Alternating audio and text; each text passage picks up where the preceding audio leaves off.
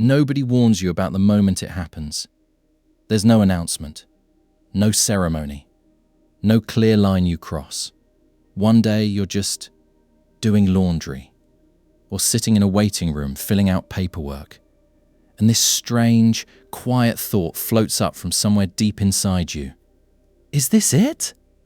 Not in a dramatic way, not like a crisis, just a soft, slightly terrifying recognition. You remember being a kid and watching adults do adult things, paying bills, having boring conversations about insurance, driving to the grocery store at 7 p.m. on a Tuesday. And you thought, that must feel different when it's you. When you're the adult, it must feel more solid, more certain, more like you know what you're doing. But here you are, doing exactly those things. And it doesn't feel different at all. It feels the same.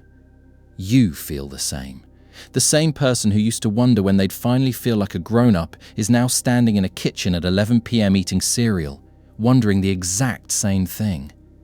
Here's what nobody tells you about becoming an adult. It's not a transformation. It's an accumulation. There is no version of you that suddenly arrives. No upgraded self that downloads overnight. You don't wake up one day and think, yes, I have figured life out. I am ready. Instead, what happens is much quieter and much stranger. You just keep going. You handle things. Not because you know how, but because they have to be handled.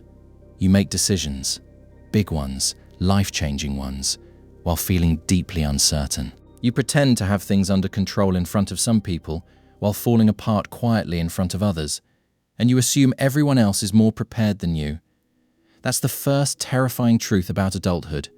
Everyone is improvising. The person at work who seems like they have everything together. They go home and stare at the ceiling too. The couple who looks happy in photos. They have the same 2 a.m. conversations where nothing gets resolved. The confident parent, the calm doctor, the decisive manager. They all have a version of that little voice that says, I have no idea what I'm doing. The difference is just that they've gotten better at not showing it. Because that's what adulting actually is. It's not competence. It's performance. And the longer you do it, the more natural the performance becomes. When you were young, you had a version of yourself in your mind. A future you. Someone who lived somewhere cool, had a job that made sense, was in a relationship that felt easy, had finally figured out what to eat for breakfast without having a minor existential moment about it. That future self felt real, almost like a destination. Like, I'm not there yet, but I'm going there. And here's the terrifying part. At some point, quietly, without drama, that future self just disappears. Not because you failed to become them, but because you realize that future self was never real. They were a placeholder, a story your brain made up to cope with the uncertainty of not knowing what your life would be. The future you was always fiction, and the actual you, messy, unfinished, uncertain, still figuring it out, is all there ever was. This is disorienting at first, because the whole time you were waiting to arrive somewhere, you were already here. There's a specific kind of loneliness that comes with adulthood that nobody really names. It's not the loneliness of being alone. You can be surrounded by people and feel it. It's the loneliness of being the person who has to decide. When you're a child, decisions are distributed. Parents decide. Teachers decide. Life has a structure. School, summer, grades, the next year. You're moving through a track that was already laid for you. Adulthood removes the track, and suddenly you realize nobody is going to tell you what to do with your life. Nobody is going to come and say, okay, this is your purpose. This is the right relationship. This is the career that will make you feel whole. You have to figure that out yourself. And that freedom, which was supposed to feel like liberation, sometimes just feels like standing in an enormous open field with no map, wondering which direction to walk. This is why so many adults quietly miss childhood. Not the childhood itself, but the structure of childhood. The feeling that there was a next step that was already decided for you.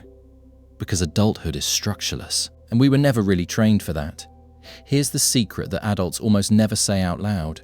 Growing up doesn't make you feel more certain. It makes you more comfortable with uncertainty. That's the whole trick. The adults who seem the most together aren't the ones who figured it all out. They're the ones who made peace with the fact that they probably never will. They stopped waiting for the moment when everything would finally make sense, and started living inside the ongoing, unresolved, slightly chaotic process of being alive. There's actually a word for this in psychology: tolerance of ambiguity. The ability to sit with not knowing without it breaking you. Children have very low tolerance for ambiguity. That's why they need rules. They need clear answers. Why is the sky blue? Why do people die? When will we get there? Adulthood, at its most honest, is the slow, uncomfortable expansion of your ability to not know and still move forward, still choose, still love, still show up, without the guarantee that any of it is going to work out.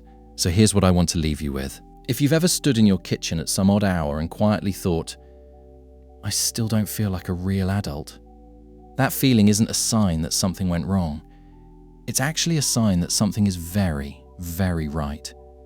Because the people who feel most certain they have it all figured out are usually the ones who stopped questioning, stopped growing, stopped looking closely at their own experience. The discomfort of not knowing who you are, what you're doing, whether you're making the right choices. That discomfort is the engine. It's what keeps you honest. It's what keeps you changing. The terrifying truth about becoming an adult isn't that you'll eventually feel lost. It's that the feeling of being slightly lost never fully goes away. And the real shift, the one that actually matters, is when you stop fighting that feeling and start treating it as proof that you're still alive, still searching, still in the middle of something that hasn't ended yet. Most people spend their whole adult lives waiting to arrive. The ones who actually live are the ones who realize there was nowhere to arrive. Only here, only now, only this.